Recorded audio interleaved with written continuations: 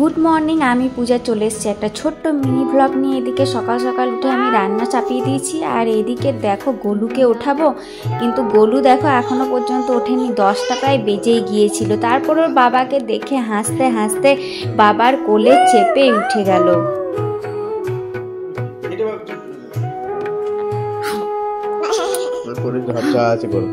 সকালে উঠেই গোলুর স্কিন কেয়ারের জন্য আমি একটা হোম রেমেডি বানিয়েছি, যেটা হচ্ছে দুধের সর, ঘি আর নারকেল তেল ভালো করে মিক্স করে তারপরে ওর গোটা গা, হাত, পায়ে, মুখে মাখিয়ে দিই। আর এটা দেখতে পাচ্ছ, এটা ওর জন্মদিনের গিফট, নতুন খেলনা, আর এটা নিয়ে ও খেলতে খুবই ব্যস্ত আছে। তারপরে ওর জন্য ব্রেকফাস্টে বানিয়েছিলাম নতুন একটা রেসিপি, যেটা খেতে গোলুর খুব ভালো লেগেছিল। নিজে এটা একটা বেসিন, খেলনা বেসিন, বেসিনের উপরই বসে গিয়েছে। তুমি কি বাসন ধুচ্ছ নাকি? কত কাজ করছে গো আমার মেয়েটা, দেখো এই দেখো, এখান থেকে জল পড়বে। বাহ বাহ বাহ, কত ভালো মেয়ে। গোলু কিন্তু এক জায়গায় বসে খায় না, এদিক ওদিক ছুটতেই থাকে। ওকে খাওয়ানো বাপরে দারুণ কঠিন ব্যাপার। দেখতে পাচ্ছ কেমন বদমাশি করেই বেড়াচ্ছে। চটি ছেড়ে এখন কার চটি পড়ছে তুমি? হ্যাঁ, কার চটি পড়ছিল বাবু? হ্যাঁ, আইয়া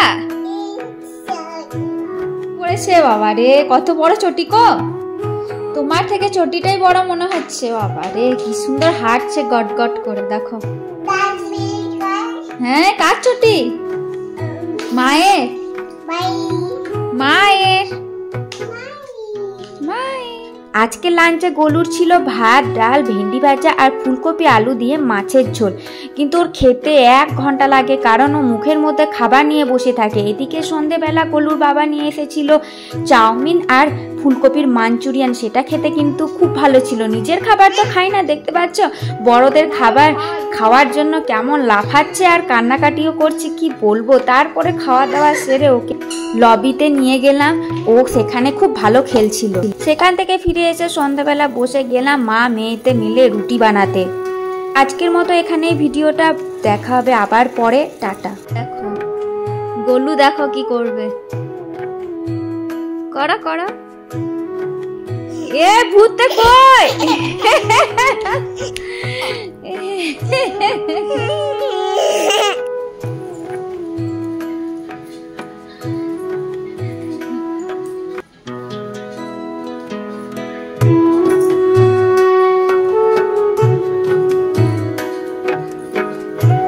চেয়ারে বসে টিভি দেখছে। এই দেখো গোলুর বসা স্টাইল, দেখো এই দেখো।